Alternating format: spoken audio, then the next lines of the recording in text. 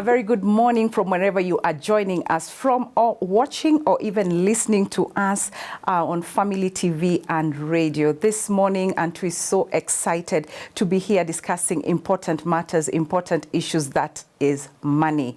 We shall be discussing financial literacy, and I have some very amazing guests. You just don't want to miss this, really. Two amazing ladies, powerful, empowered, through financial literacy. I don't know where you're watching us from. Please let me know and engage us through our SMS number 20316, WhatsApp 0786316316, and get to interact. You're going to get free consultancy, on money issues today, this morning. Because my question would be, do you want to remain an economic slave, and for how long? So we are here to give you economic mastery. I'm also going to learn. I'm also going probably to get off that bondage. But I want you, my listener and viewer, to stay tuned. Don't move an inch, because what we have will bring this house down today. So I'm going to welcome my guests, two amazing ladies. Today it's Women Power hapa ndani ya studio. Karibuni sana Stella, Dr. Bella and Stella. Karibuni sana. Thank you. Please introduce yourselves to our audience. Thank you very much for having me. It's such an honor. This is my first time to come to Family TV. Karibu sana. And I'm excited Wonderful. to share. So I'm born again. I love Jesus Christ as my personal savior. And I worship at All Saints Cathedral, Anglican Church. Awesome. And I'm a mother of two. Nice. I am a daughter. I'm an aunt. Oh. Cousin, whatever.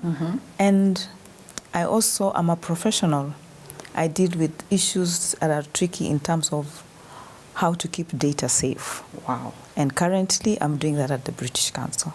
Oh, karibu sana. Thank Asante. you so much. Are your kids watching you this morning? Yes, like my daughter called me at 4 a.m. Oh, wow. To find out, Mommy, what time is this thing beginning? That's a cheerleader. A cheerleader. Yeah. My son too is watching. Fantastic. And I pass my love to them. Hi, Lewis. Hi, Alice. And my family. Oh, that's cute. Karibu. Yeah. Yes, Stella. Yeah, my name is Stella Chepngeno. I've been in the financial space for over 20 years now. Wow. And I'm born again. I love the Lord. A mother of two, Gen Z and Alpha. So you can imagine how the house is hot. Nice. Yes, and my work basically is, my desire and my passion is to empower women and the youth. That's where my passion is. And especially on aspect on financial literacy. Yes. Which is quite a challenge in our nation and even in other nations, not just Kenya alone. Yeah, because we don't have it in class. Oh. Yeah, sure. Fantastic. Thank you. Karibuni sana. Asante. And I'm Thank you. so glad that, because our topic mostly is on financial literacy with the Gen Zs and millennials. Yes. And I'm so happy that you've just mentioned you have a Gen Z and an alpha. An alpha. A Gen Z and an alpha. Yes. I have a millennial and a Gen Z. Look at that. we are sorted. So, you've talked, let's start, Stella. I'll start with you, Stella. What is, or how would you rate the financial literacy in the country?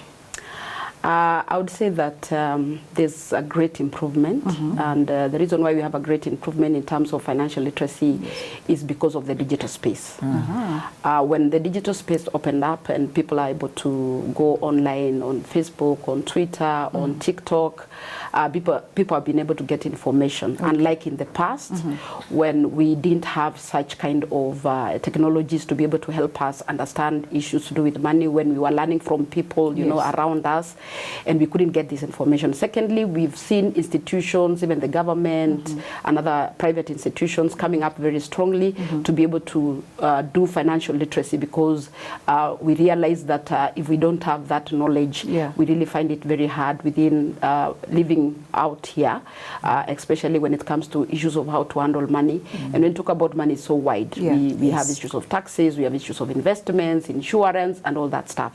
So we've seen a great improvement. I would rate it in a scale of 1 to 10. I would rate it at 6/10. Oh, wow. Yes. Wow, It has been a great improvement. Yeah, it's a great improvement. Okay. Yeah. And, the literacy, Hosea 4:6, I think, says it's about, without a vision, knowledge, my people perish. Exactly. So I think financial literacy is that important. And I'm glad that you've also Actually, you put the cart before the horse, because I was going to ask this question on digital currency, cryptocurrency. Yes. You know, how is it like, especially with the Gen Zs and the Yes. millennials, even alphas who are upcoming? Yes, I'll talk out of my own experience. Right. In 2018, I was out of work, so I was out there hustling, and one of the things that I experienced is the cryptocurrency, and especially the Bitcoin. But for me, it was a very sad experience, because I was scammed. Oh. And because of that, I went out to research to be able to understand what is cryptocurrency. And I found out that cryptocurrency is legitimate.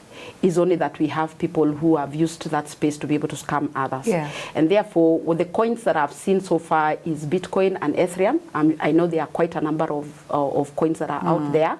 And what usually happens is you trade. You buy when the price is low, you sell when the price is high. And the beauty about it is that you can be able to do it online. Yes. There are platforms that you can use to be able to trade online. And I took a step further to do more research, and even during part of the trainings that I've done in the past. Okay. One of the trainings I've done is on cryptocurrency, just to help people understand and know that it is a way of earning money, albeit risky. Yes. And I'm happy now, because when it comes to most countries have already accepted it, and the regulation is still neither here nor there, but it is something that is being worked on, and I know that the youth are in it, the Gen Zs are in it.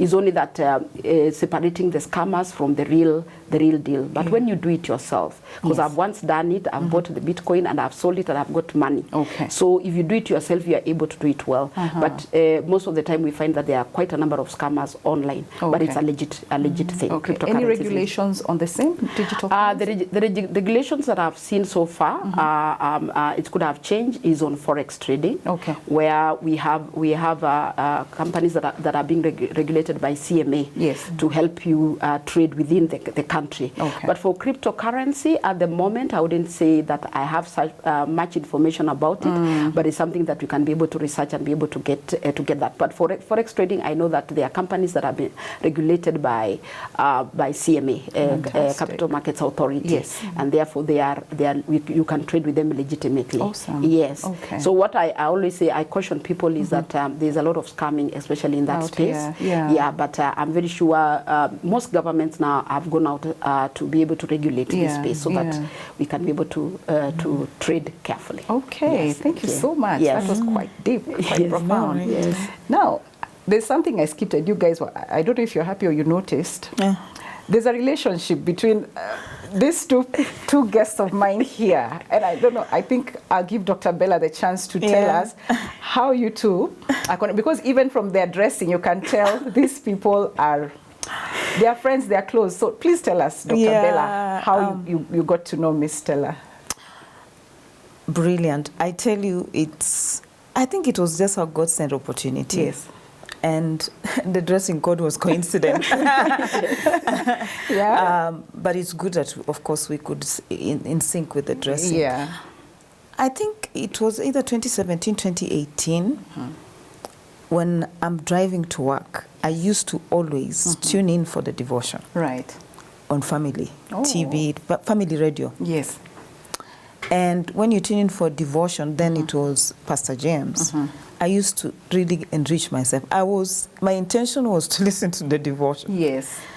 Then one day, on a Wednesday, we are going to talk money matters. Yeah. And we are going to have Stella Chepngeno talking us about money matters that most of us don't understand. Small things that matter. Yes. And that's how I learned that there's a lady who exists known as Stella Chepngeno. Wow. And she talked through it in a simple, straightforward way. For even the lay person to understand. Exactly. So I benefited in terms of personal finance literacy through the family TV radio. Amazing. And that's how, when she gave her number, who was I? I followed up. I followed up and I said, I know that sometimes I struggle. Yes. Sometimes not, even most of the time. Yes. I know that there's something I'm supposed to be doing, but I'm not doing right. and I'm not a financial expert. Right. I need help. The opportunity came. I gave her a call. We met. And the story is now here. The divine connection. The divine connection. Amazing. Exactly. And so your journey started from, I need help. I need help. Yeah. Yeah. Because it's not about lack of money. Not that I had billions or millions, but I'm a salaried professional. Yes. Why is it that I'm not able to make the maths add up? And when she was explaining, I got it. But I said, I want the nitty-gritties. Yeah. And you can help me. So we started by, first of all, meeting up for coffee, and she started from the very basics. Oh, wow. The very, very basics about budget. And I think one thing that struck me, I just told her, Stella, mi sijui pesa yangu inaendanga wapi? Yes. And she said, she's like, pesa ni yako, lazima ujue penye inaenda. And that's when we said, okay, let's put the maths down. And then she made it very simple. What are your needs? The bills. What are your likes? I want to go for a holiday. You don't have money. Okay, where is your money going? Yeah. Look at where your money is going. You need, the first thing, don't even look for an extra hassle. No. Just reduce your expenditures. Oh. Where the expenditures are going too much. Yes. And that's how we began. That has been your journey. Have you seen any changes since then? Because that has been, what, 7 years? Yes. Since you sat down for that? I think it's 7 years, right? Yes, I think so. It's been 7 years. Yes. And what I realized that when she was talking on TV and people called in for questions, I was so relieved. I said, I'm not alone. And I said, I'll go for it. Okay. So what has it been in it for me is that now I have a budget. Wow. I have a plan, Yes. a budget, a money list. And a budget, basically, as she explained, is that you are telling your money where to go. Exactly. Not the money going where it wants to go. And that way you have control. Okay.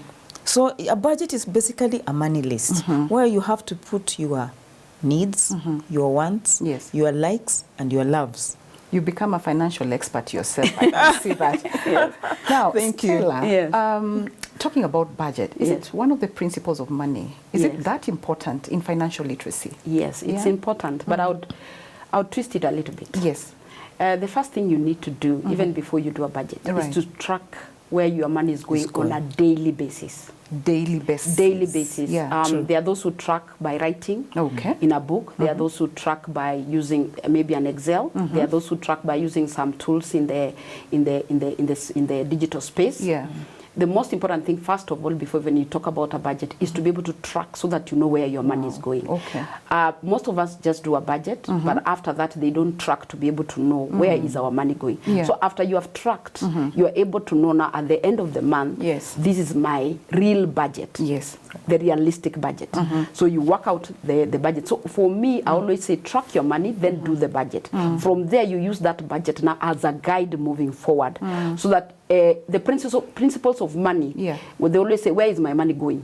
First of all, you ask yourself, where is my money going? Where is it going? Is it going into the right places? Because if it's not going into the right places, that is where you find yourself talking about having words like, I'm broke. This is the times you hear, you know, ujui pesa inaenda wapi. But you're getting it. Yeah, but you are getting it. You feel like there are holes in your pocket. Yes. You are doing the tithe, so that means it's not the whole of the tithe. Yes. It's another hole.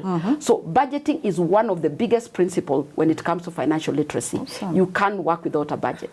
Like for me, I have a book that every end of the month I do my budget, I do my payments, and then I'm able to see, am I happy with the way I spend my money? Wow. So I do the percentages, because once I've done that, I do it on the book, then I transport it to the Excel. Okay. Then I do what you call a pie chart. And then I'm able to see where has my money been going. The biggest chunk of it. Yes. Yeah. Am I happy with it? If I'm not happy with it, then I change. Because that is the most critical thing, to be able to change and say, I think I'm spending too much money in giving. I think I'm spending too much money in wants. Wow. Yeah, and my savings and my investment is too little, because that's what usually comes out. Or you realize your debts is taking maybe 60% or 30% of the money that you receive, and that's why you're always going into you're always talking about being broke. Yeah. So what I would tell people is that budgeting is something that is a principle in financial literacy that you cannot do without. Oh, okay. Yes. Yeah.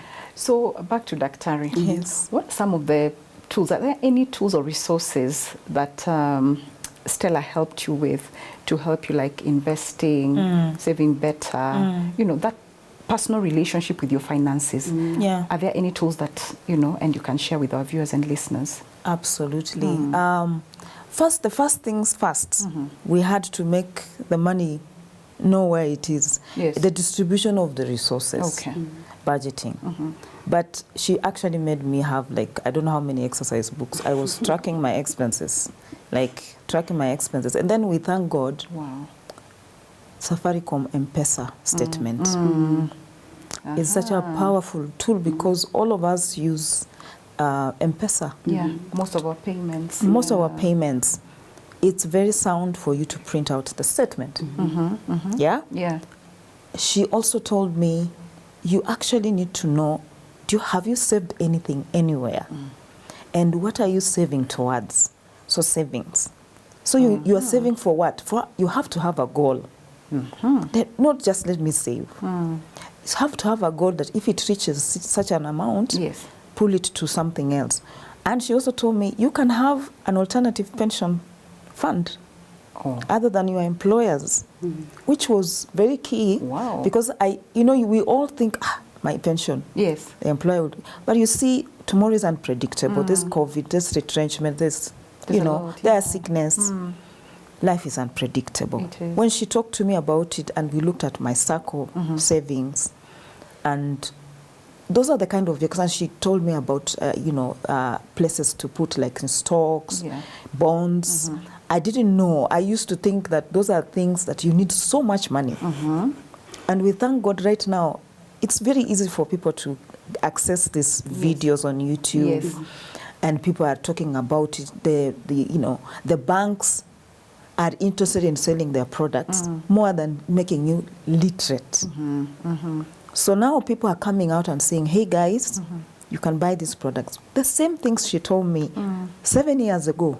Is what you're Is what I'm seeing people Yeah. now coming up and saying, do this, do that, do that. I said, but Stella, Wow. she lived. She was ahead of time. She was ahead of time. So she's really taught me all those products. Yes.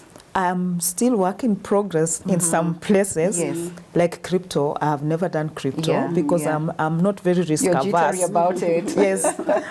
But when it comes to some other vehicles where you can put, education insurance, like for my kids, Yeah. we did that. Okay. And I had a desire Okay. to just make sure I don't lack school fees for my children. Correct. I wanted to finish my mortgage earlier than Yeah, the time, because the when I met time. her, I was struggling. I have mortgage, I have fees, I have that, and I have, black tax, Yes. as now they call Yes. it. Exactly. Yes. Yeah, so the black tax and so on. So I needed now to know.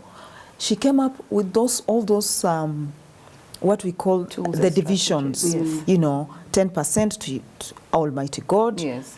Your rent, your mortgage, how much is it? Is it fitting into another 10%? Now you need a 20%, 10 you need to put in a savings, 10 you need to invest. Once you save, make sure you're saving for a goal. Yeah. Then the remaining money, you need to fit in all the other things, Where? including going to make beautiful nails. Yeah. Yeah, and buying a wig. And I want to be smart. Yeah, And yeah. it's just a normal woman girl thing. Absolutely. When you see You something, have to doll up. Yeah. But what the most important thing she told me is Yes. that money must not be spent. Money can just remain somewhere. Si ati lazima pesa iko lazima I spend it. Yeah. We are in a culture where we are not taught those kind of things, that money can just sit somewhere. Okay. Some cultures out there, they even teach children, like, save some money out of the pocket money I give you. So a child asks for a toy, and then the parent will be asking, how much have you saved? Then I'll top up. So that culture also, we need to actually help our millenniums and Gen Zs help their children to come up with that kind of thing. Fantastic. Money matters are not, this is not, I mean, this is heavy and you know, quite insightful, I should say, and I must say. You've mentioned goals twice. The word goals, you've used it twice. Stella, being the expert here, what is the importance of setting goals long-term and short-term? I would say that for any person who is dealing with money, first of all, I would say there are two things that we need to consider. There is the financial journey, which has phases. When you're going to school, then when you start working, then there is the part of retirement.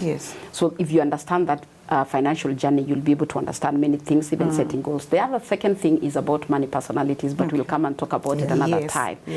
The money personalities also helps you when you have understood your money personality, you'll be able also to help you to guide you on how to deal with your money. Having said that, I would say that the first thing, and even when I do trainings and I meet people who need financial coaching, the first thing I tell them is that we cannot do anything until we do two things. First is to do the financial goal setting, and the second is to be able to know your net worth, so that you know where we are starting. So when it comes to financial goal setting, you have to ask yourself, where is my money going? So when you talk about where is my money going, you have to tell it where to go. Because when you don't tell it where to go, it finds a way to get out somehow. And some money personalities, they can't stay with the money in the same house. One has to leave. So goal setting is very critical, because at that point, it helps you to tell your money where to go. And with goal setting, it enables you to be able to also have those micro wins. And celebrate them. For example, when we do, your financial goals and my financial goals could be different based on our financial journey, the phase of life where I am. I could be planning, consolidating my money because I'm planning for retirement. Somebody else could be accumulating whatever they have accumulated because they are in retirement. So their financial goals and my financial goals and your financial goals could be totally different. So goal setting is key. Depending on the stage of life that you are in, you set goals. For example, if you are a young person, you have the opportunity to still do high-risk businesses, high-risk investments. So your goal basically would be how to accumulate and multiply whatever it is that you have. That is your greatest goal. You are in stocks, you know, you are in high-risk businesses, legitimate businesses which are high-risk, you know, because you still have the time. But as you grow older, you start thinking about, how do I move from the high risk to the medium risk, and then from the medium risk to the low risk. But now you set goals from short term. Those are goals that you can achieve in less than 1 year. Then you come to medium term that you can achieve within 5 years. And then you come to now to the long term. For example, something like a mortgage is a long term. Something like insurance is long term, especially education. Education insurance, something like pension is a long term. You know, those are long term goals. But we have short term goals. I want to buy a car in the next 1 year. That is a short-term goal. I want to pay. I want to join college in the next 1 year, so I need to save. Those are short-term. And then you have medium. I want to build a home, or I want to buy land, or I want to do this kind of investments. So those are short-term, medium-term, long, whatever. But it is important for you. Sometimes sometimes it's very important for you to have a financial advisor or somebody to work with you this journey, so that they guide you, and then they are able to be your accountability partner. If you don't want to deal with a financial advisor, then get an accountability partner that helps you in this journey. I've been an accountability partner, though there was a period that we weren't. I was busy, she was busy, but all the time we've been accountable. Where have you reached? What have you done? And there are those that we've gone this journey. They come back and say, you know what, I was in debt. I've come out of debt. Now what do we do? So financial planning plus and includes even debt management. It includes estate planning, tax planning. planning, retirement planning, investment planning. So all those goals, you set them. And then based again on what you are earning. Because you cannot set for yourself a very big goal, and what you are bringing on the table is very little. So I always tell people, start with what you are able to achieve. For example, if you don't have an emergency fund, let that be your goal. Achieve. Don't set too many goals, and then again you are struggling to be able to meet them, and then you feel frustrated along the way. Yeah, so that's what I would say about that. Wow. Yes. I can see already online we have someone saying, good morning, ladies. Very happy to see Madam Stella with her financial mentee. Very inspiring story. Ask Stella, how does one deal with debts? I tend to budget after my money is finished. And that was actually a question I was going to ask, because when you talked about debt management, but here it is. I think we can address it now. Yeah, and I always say, I use my own examples. Yes. My money personality, I'm a spender. Oh, I love spending. Me and money cannot stay in one house. But the beauty about it is that I am aware about it. Yes. And so because of being a spender, you tend to get into a lot of debt. And by the time I got myself to come out and say I'm going to train people on financial literacy and become a personal financial coach, it was because of my own experience and my experience with debt. Yes. Debt is very subtle. You don't say I'm getting into debt. You pick the first one, and then you justify to pick the second one. Right. You justify to pick the third one. You justify to pick the fourth one. And therefore, once I was in such kind of a space, I realized that I was going down the wrong road. And I sat down one day and I asked myself, especially when I had lost my job, and I asked myself, this money that I'm using to pay debts, I can still use the same money to pay my bills. So what do I do? So I'll pay the bills, whatever remains, I clear my debts. I'll pay my bills, I'll clear my debts. So let me talk about debt in this kind of a way. One, you must know what makes you go and borrow. First of all, you must know, and especially the habits that you have that makes you to go and borrow. Yes. Most of the time you realize, when you talk about the black tax, some of us would go borrow because your sister is in need. Yes. And so you go borrow to help your sister. Was it really necessary? It wasn't. You are in town and you have seen such a beautiful dress, especially the ladies, and you don't have that money, but because there's Fuliza and other online lending, you decide to borrow. Was it really necessary? So the first thing you must know is to be able to know, what is it that makes me borrow? Yes. What are these habits that cause me to get myself into debt? So that's the first thing. Then the second thing, you list down all your debts. Okay. And then you ask yourself, which one is the most painful? The most painful could be, it's unafuatiliwa sana. I'll breathe. The calls are too many. Online. Number two, it could be because there's an asset that is at risk of being repossessed. Yes. It could be because the interest is very high, and if you don't repay it back, then you'll pay a lot of money. It could be you have guarantors that are on your neck. Yes. So you are able to be able to list them down. And then there are those you can negotiate. I remember there's someone I've been helping to come out of debt. So I gave him and I told him, there are those you can negotiate.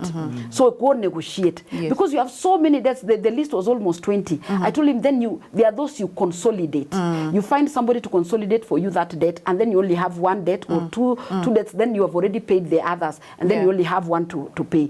There are those, when you go to negotiate, if I have borrowed from Bella, Dr. Bella, for example, I go and negotiate with Dr. Bella, and I tell Dr. Bella, allow me time to be able to pay you back your loan. Meaning that loan is not earning any interest. For those that are earning interest, you can negotiate and tell them, you know what, enable me to please, can you put a stop to the interest so that I can be able to organize myself. The other thing that you need to do is if there are assets that you can be able to sell, don't get so attached to your assets. Sell those assets, clear up the debts that you have, and then now start building your assets. So the most important thing is to know what gets me into debt. Is it because my income is insufficient? So if the income is insufficient, then what do? You go back and ask yourself, how do I make more money? I always say, do a time audit. Yes. How do you spend your time?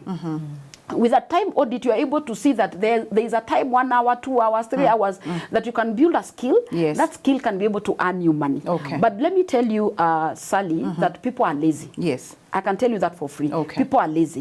They don't want to do the hard work to be able to get out of debt. They think that you can close your eyes, wake up. A miracle happens. It took you time to be able to create that debt. Yeah. It will take you time to come out of that debt.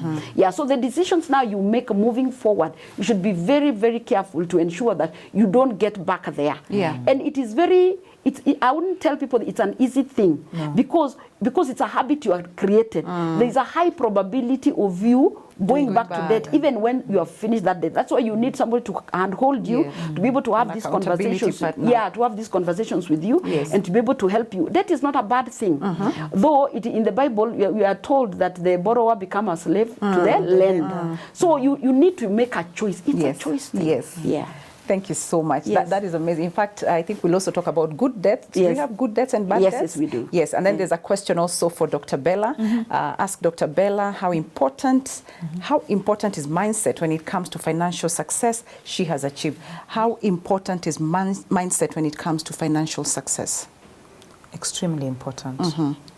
First of all, we are our foundations. Yes. And unfortunately, most of parents, including myself, we don't understand that. So somebody said, give me a child from 0 to 7 and I'll give you a man. Yeah. Meaning I'll give you the character, the values, the everything. Yeah. And I'm saying this with all due respect. As a Christian, it's terrible for you to be in debt because you're a child of the Most High. Yes. Who is a provider. He has given you an opportunity to have a job, to have some business. You need to be a good steward. Now, here's the mindset, meaning when a child is 0 to 7, psychologists say it. I'm not a psychologist. Yes. Just to be sure that people don't come after me. 0 to 7, meaning that's the time that the child's brain is rapidly growing. Yes. So it's an empty sled. Whatever you are feeding it, it goes into the subconscious. Okay. So when you are throwing rubbish all over the place, throwing leftover foods, it's registering. Yes. When you are wasteful, let me just say something like that. When you are violent, and all those not good things, but also the good things that you do, they also register. So when the child is after 7, now the child comes to use their conscience. Yeah. But before they make a decision, it goes to the subconscious, where whatever they refer back. Yeah.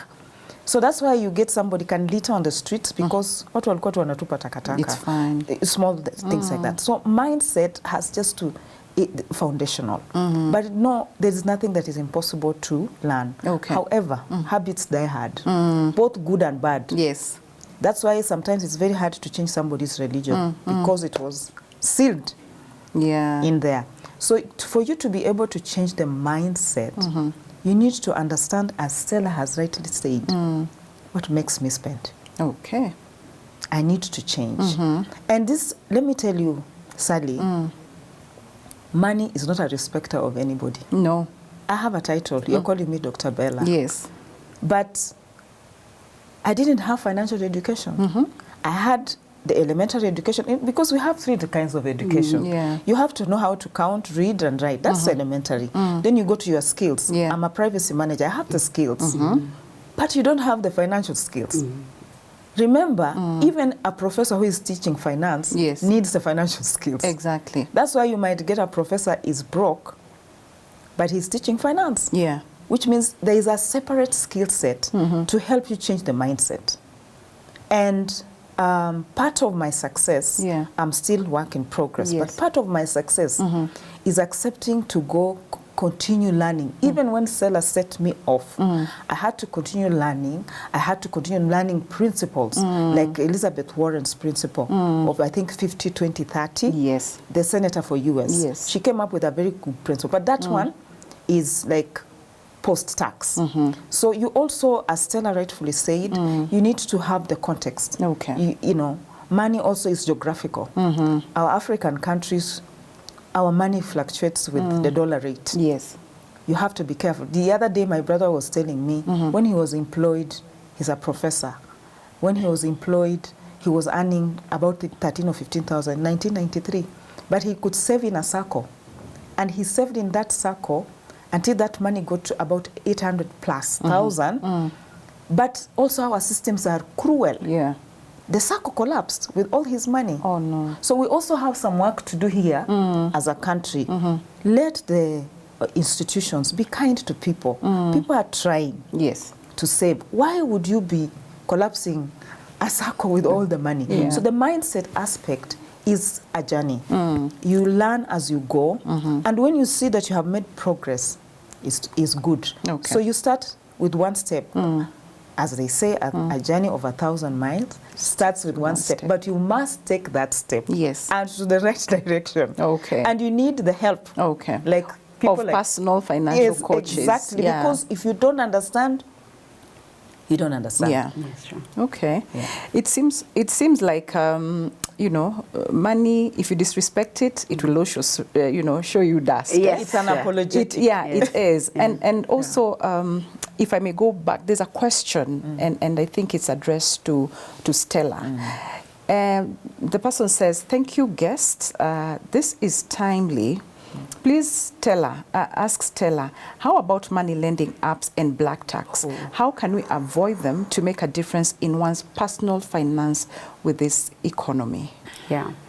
Let me say this. When it comes to money lending apps, it's a choice. Yeah. Nobody forces you to go and click and borrow. Yes. Nobody puts a gun on your head. What happens, it is your habits that causes you to go and do that. Like I said, once you understand your money personality, we can actually bracket the people who go doing the getting the money apps. Yeah. So one of the things is making a choice. I was in almost all of them, but I made a choice. I actually made a very, I don't want to say it here online, a very bad choice then. And the things I did to get out of it was just, like I said, I wouldn't even want to say. Yeah. But what I made a decision, and I told myself, I will never again go to do online those apps. And so whatever I did made me not even to be given, you know. So I'm just saying in so many words. But what I would say is that you have to make a choice and ask yourself, why am I borrowing? That question, if you ever answer that question, why am I borrowing? Yeah. Because you are not dealing with the root cause. You are actually dealing with the symptoms. Yes. Once you go into the root cause, you will stop going into these habits. Okay. So you can actually delete them, because nobody will beat you up because you deleted them. When it comes to black tax, Yes. this is how I dealt with my black tax. Naturally, I'm a giver. So I realized that people are taking advantage of me. And so I asked the Holy Spirit to help me to know whom to give at what point. Okay. And because I'm a giver, I had to get an opportunity to be able to give and budget it in my budget. And for my relatives, I told them, if you don't tell me in advance, don't expect me to give you. You must inform me in advance so that I budget that you needed A, B, C. So there are those, they just send me, oh, please help me with this, or please do this. I just keep quiet. Because nobody will come and beat you up for keeping quiet. And actually, they don't know that you have the money. So it is upon you to make those choices. Very hard. It's called tough love. Tough. The other the extremes that I do, I told myself, if Stella wasn't there, how would they have survived? Yes. They will still have survived somehow. So I assume and I say, Stella is not there. Okay. And so I remove myself from the equation to see, will they be able to survive? And I realized they can survive. The other thing is that I was raised up by my parents, they are late now, who never asked us for money. My father had organized himself. He had his own sources of streams of income. Yes. There's no day my father called me to tell me, Stella, give me money, nor my mother. In fact, at times my mother would send me money and I'm like, why is mom sending me money? Yeah. Why? That is the culture that I grew up in. The parents never asked for money. They were organized. So when I see, when now we get into the other side and we are also asking people for money and they have not even budgeted for it. Yes. So we need to make a decision as an individual. To what extent am I going to help? Especially with the black tax. Okay. Put it as a budget. If you exceed that budget, it is your problem. You need to ask yourself, where will that money come from? But like I said, once you tell money where to go, you'll not have these issues, because by the time they come to you, you don't even have that money because he has gone where you are told it to go. Because we're talking about the Gen Zs and millennials, right? Yeah. And some of them are getting into the job market and getting their first salaries and all that. How, and either of you can go, because you also have, the Gen Zs and all.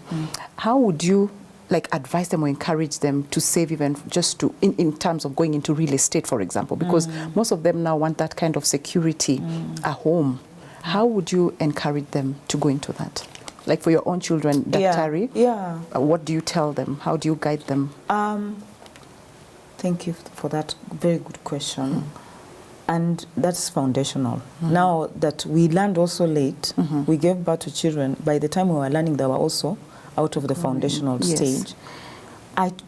What Stella taught me, I've talked to my children, my nephews, my nieces, whoever I come across, I ask them, so how are you budgeting? How are you planning? You are in a rental house. Do you overthink of going to another house? So here is the thing. Start early. Okay. Millennials, Gen Zs, start early. Okay. There's that age between 40 and 50. It goes like wamewasha kiberiti, you umeshtukia, you are 50. And I was in debt. Yeah. Stella, we have to be honest. I was in debt. She taught me a lot of things, including concepts like snowball. And also, I would like people to understand that when you want to save to do something, you can join hands.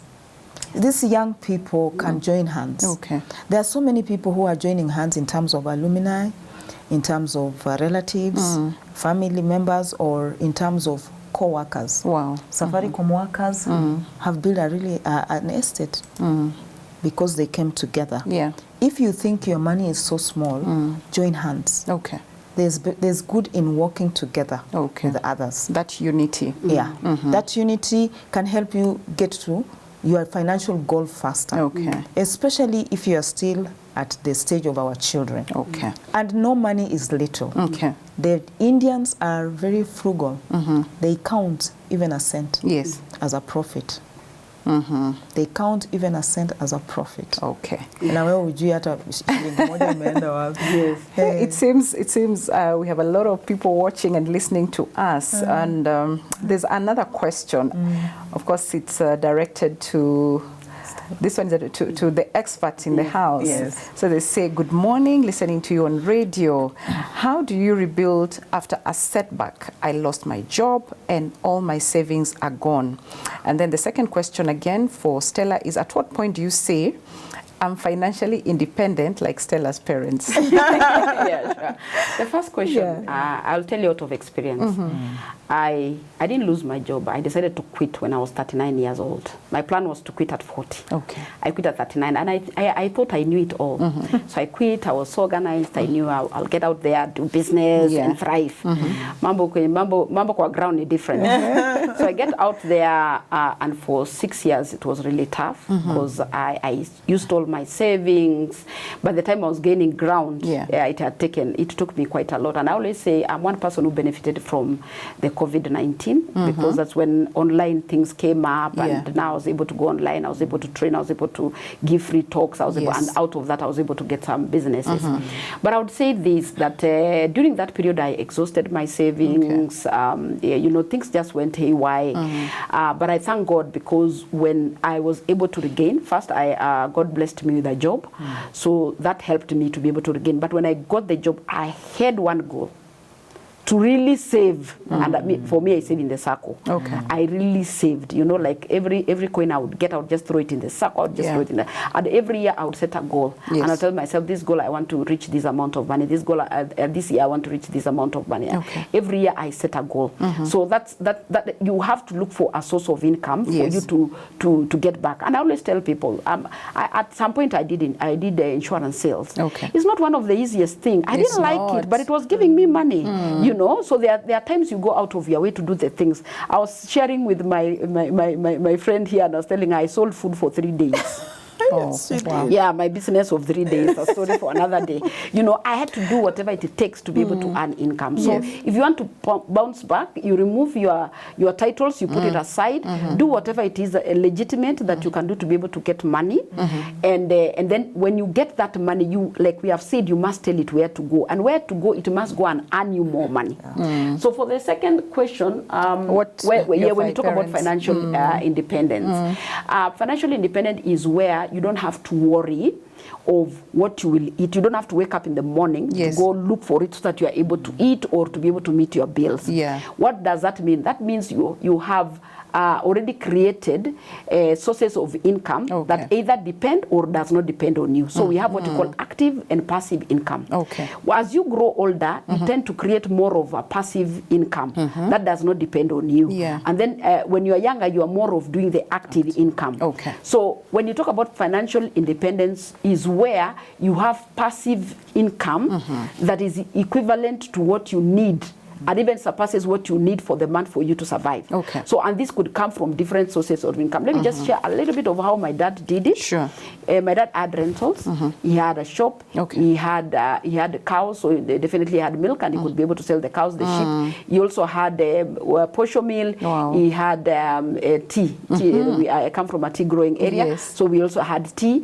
So you can imagine all that was coming. The sources of income were coming from different directions, and you could just at 86 is when he stopped doing his work in town. He used to have a shop and his charahani and shonaring. So at 86 the eyes refused completely. Yes. So he went home, but there's no day that our father would call us to say we don't have food.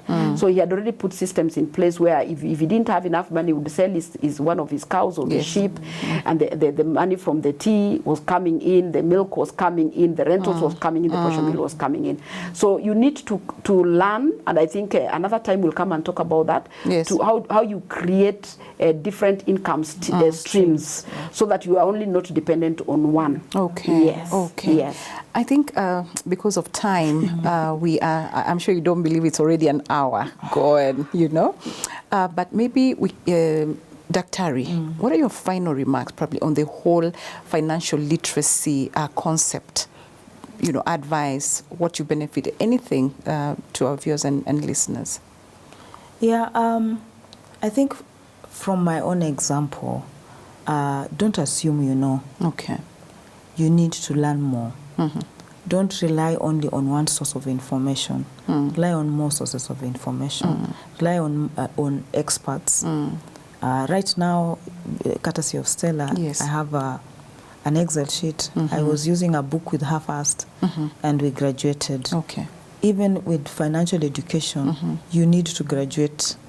In school, so you keep graduating. Yes. Absolutely. So learning about anything, including finances, never ends. And anybody who is out there struggling, especially a Christian. Okay. When a Christian opens themselves up for debts, you are actually opening up to be vulnerable. And when vulnerability sneaks in, the devil sneaks in. Yeah. Temptation sneak in. Yes. You go to multiple apps and so on and so forth. And there is nobody who is attractive who is miserable. Don't be miserable because of debts. Don't be miserable because you want people to see you smart. Yes. The only thing they'll say is you are smart. And they are gone. And you are remaining with your old problems. So just be careful. Yeah. Because money, as we said, is unapologetic. Okay. Yeah. Your final sentiments, yes. Stella. What I want to say is that God is not glorified in poverty. Wealth is godly. Yes. Let's look for this wealth. Let's in a godly way. And then we have many verses, 2,000 verses that are there. And then the last word I would say, teach your children to be able to create wealth. Amazing, amazing. I think we'll get another chance to just sit probably and talk about debt, because I saw debt kept cropping, debt management, good debts and bad debts and all that. Sure. But I'm so glad to have hosted both of you. You're amazing. Thank you for the those insightful tips. I'm sure my viewers and listeners, wherever they are really, because you could see from the interactions that came in, the questions and all that, it was amazing. So we just want to wish you a good day. We pray and hope that you actually gained the financial literacy. And also, let's not forget to thank our partners wherever they are. We just want to say God bless you and keep on holding our hands to keep Jesus on the airways.